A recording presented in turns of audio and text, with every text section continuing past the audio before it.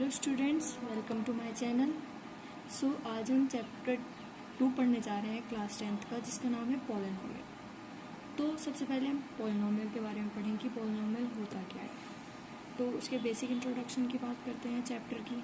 तो पॉलिनोमियल होता क्या है? पॉलिनोमियल जो है हमारा दो टर्म से बन के मिलता है, जो हमारे पॉली एंड नोमियल।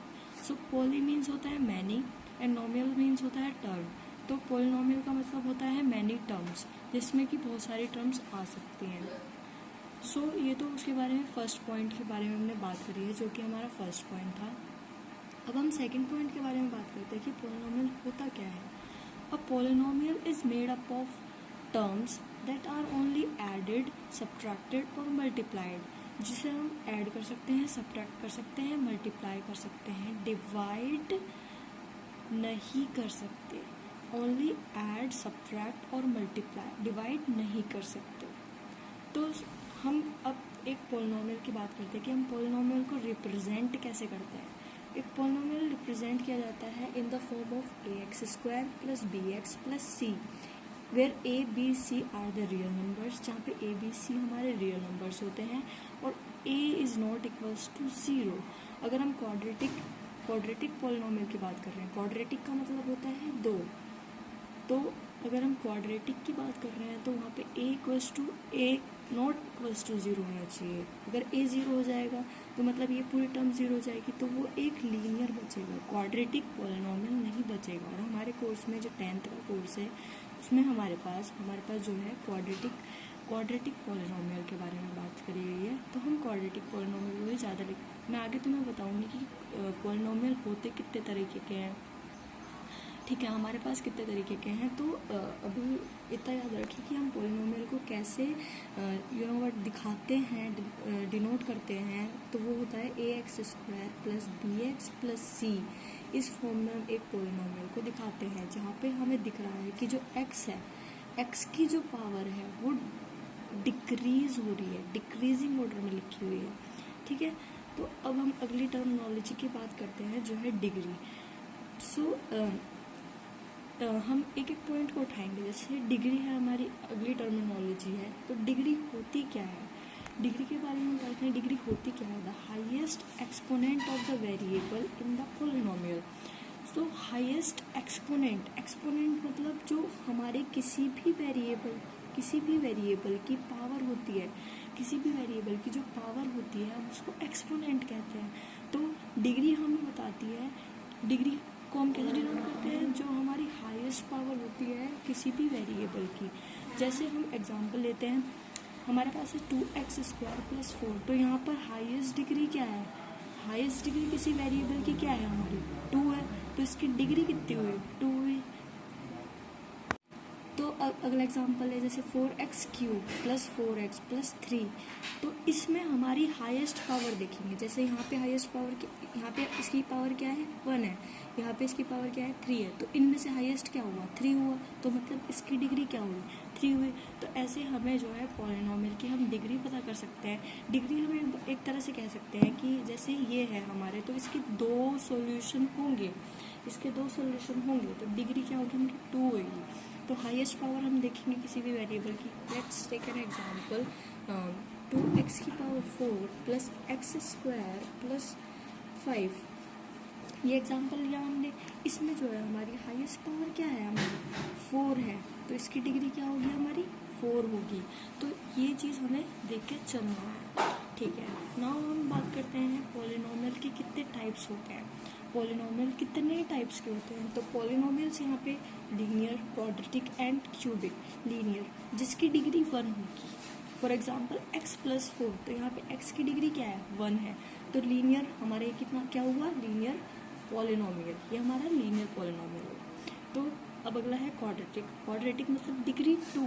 अब हम डिग्री के बारे में पढ़ चुके हैं, डिग्री क्या होती है। तो अब आप मुझे पता होगा कि आप डिग्री से समझ जाओगे कि मैं क्या कहना चाह रही हूँ। तो डिग्री हमारी 2 होगी, मतलब 2x² + 2। तो यहाँ पर डिग्री क्या है? 2 है। तो मतलब ये क्वाड्रेटिक पॉलिनोमियल है।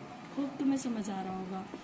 तो अब अगला है हमारा क्यूबिक। क्यूबिक मतलब डिग्री 3, तो x की पावर 3 प्लस 6x प्लस 2, यहाँ पर 1x एक और भी है लेकिन उसकी डिग्री क्या है 1, हाईएस्ट कितनी है 3, तो ये क्या हुई हमारी क्यूबिक पॉलिनोमियल। सो पॉलिनोमियल के टाइप्स पता चल गए हैं हमें, जो भी होते हैं हमारे लीनियर, क्वाड्रेटिक एंड पॉलिनोमियल। सो अब हम बात करते हैं जीरोज़ की। जीरोज़ होता क्या है? जीरोज़ मतलब किसी भी पॉलिनोमियल के जो हमें किसी भी पॉलिनोमियल, कोई भी पॉलिनोमियल px हमारा, तो उसके जो सॉल्यूशन होते हैं हम उसको जीरोज़ कहते हैं।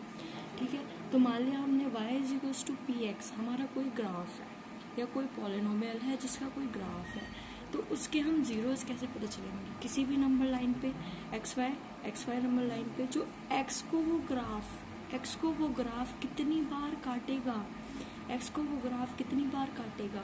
एक्स कोऑर्डिनेट जितनी भी बार काटेगा उतने ही हमारे जीरोज़ होंगे, मतलब उतने ही हमारे उसके सॉल्यूशन होंगे। हम एक्स को ही क्यों बात कर रहे हैं? एक्स को ही काटने की बात क्यों कर रहे हैं? एक्स को ही काटने की बात हम इसलिए कर रहे हैं क्योंकि जो हमारा पॉलिनोमियल है हम x की टर्म में ले रहे हैं।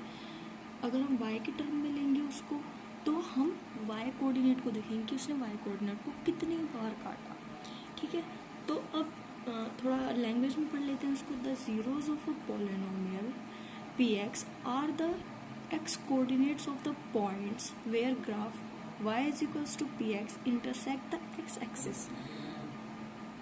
होपफुली समझ गए होंगे आप, जो मैंने आपको भी बताया वही लैंग्वेज में कह रहा है कि वो एक्स कोऑर्डिनेट एक्स एक्सिस को कितनी बार काटेगा, उसके उतने ही जीरोज होंगे। ये एक ही बार काट रहा है तो इसका जीरो कितना हुआ 1, मतलब कि इसका सॉल्यूशन सिर्फ एक है। ठीक है, अब ये है हमारे पास कोई ग्राफ है। ओके, इसने कितनी बार काटा इस एक्स एक्सिस को? ये एक्स एक्सिस है, ये वाई एक्सिस है। इसको कितनी बार काटा? 1 बार, 2 बार और 3 बार। इससे हमें कोई मतलब नहीं, ये वाई एक्सिस है तो 1 2 3। इसके कितने सॉल्यूशन हुए? इसके कितने जीरोज हुए? इसके जीरोज हुए 3। तो इस तरीके से हम जीरोज पता लगाते हैं कि कितने जीरोज होंगे अगर हमें ग्राफ के अकॉर्डिंग चेक करना है तो। सो जीरोज़ के बारे में पता कर चुके हैं हम लोग कि जीरोज़ कैसे पता चलते हैं कि वो कितने जीरोज़ है according to graph. Now how to find zeros of quadratic polynomial. हम क्वाड्रेटिक पॉलिनोमियल की बात क्यों कर रहे हैं? क्योंकि हमारे कोर्स में क्वाड्रेटिक पॉलिनोमियल को ही ज़्यादा महत्वता दी गई है। ठीक है, तो सबसे पहले हम फाइंड करते हैं if alpha and beta are the zeros of a quadratic polynomials ax² + bx + c = 0। ये हमारा कोई क्वाड्रेटिक पॉलिनोमियल है, हमें इसके जो है जीरोज़ फाइंड करने हैं। मान लिया हमने इसके 2 जीरोज़ हैं, क्योंकि क्वाड्रेटिक है तो 2 जीरोज़ होंगे, अल्फ़ा एंड बीटा। मान लिया हमने कि अल्फ़ा एंड बीटा इसके 2 जीरोज़ हैं। सो हम अल्फ़ा और बीटा का सम कैसे फाइंड कर सकते हैं? सम ऑफ जीरोज़ मतलब अल्फ़ा प्लस बीटा हम कैसे फाइंड कर सकते हैं? कोएफिशिएंट माइनस लगाएंगे सबसे पहले, then coefficient of x. Coefficient of x क्या है? यहाँ पर बी है, तो कोएफिशिएंट ऑफ एक्स क्या है? बी। कोएफिशिएंट मतलब एक्स के पहले का जो हमारी वैल्यू होती है, कांस्टेंट वैल्यू कह लो या फिर कुछ भी, वो हमारा होगा कोएफिशिएंट ऑफ एक्स। कांस्टेंट ही होता है mostly, upon coefficient of x²। And x² upon x² का कोएफिशिएंट क्या हो गया हमारा? a, तो अपॉन में a आएगा। Then x alpha plus beta, तो सम होगा हमारा जीरोज़ का, तो वो हमारे होगा -b/a, क्योंकि b हमारा जो है कोएफिशिएंट ऑफ x है एंड जो a हमारा है वो कोएफिशिएंट ऑफ x² है। तो ये हमारा सम हो गया जीरोज़ का। नाउ प्रोडक्ट ऑफ जीरोज़ के बारे में बात करते हैं। प्रोडक्ट ऑफ जीरोज़ क्या मतलब? Alpha into beta.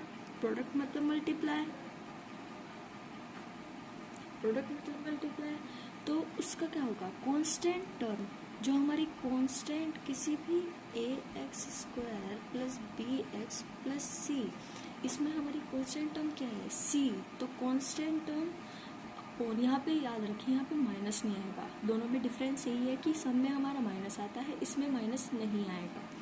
तो जो हमारा प्रोडक्ट होता है, product of zeros alpha into beta, तो कांस्टेंट टर्म, जो कांस्टेंट टर्म होगी हमारी पॉलिनोमियल की, वो अपॉन में coefficient of x square, coefficient of x square नीचे का कॉमन है दोनों में, तो कोएफिशिएंट ऑफ एक्स स्क्वायर क्या है ए, और कांस्टेंट टर्म क्या है हमारी सी, देन प्रोडक्ट क्या होगा हमारा alpha beta is equals to c by ए।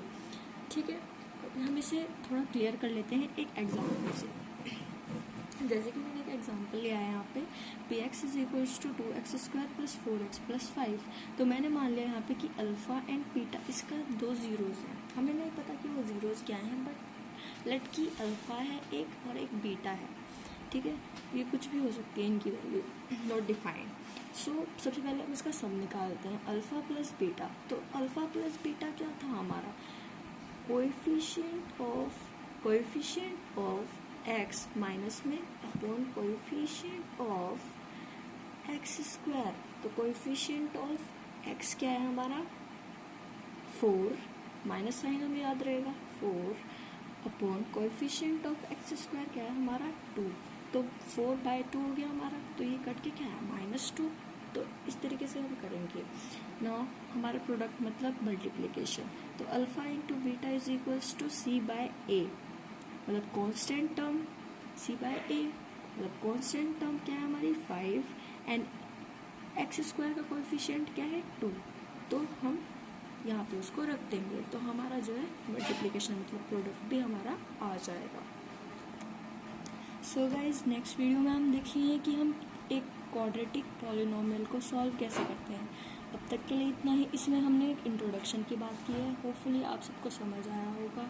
अपने दोस्तों के साथ शेयर करिए, subscribe to my channel. Thank you so much.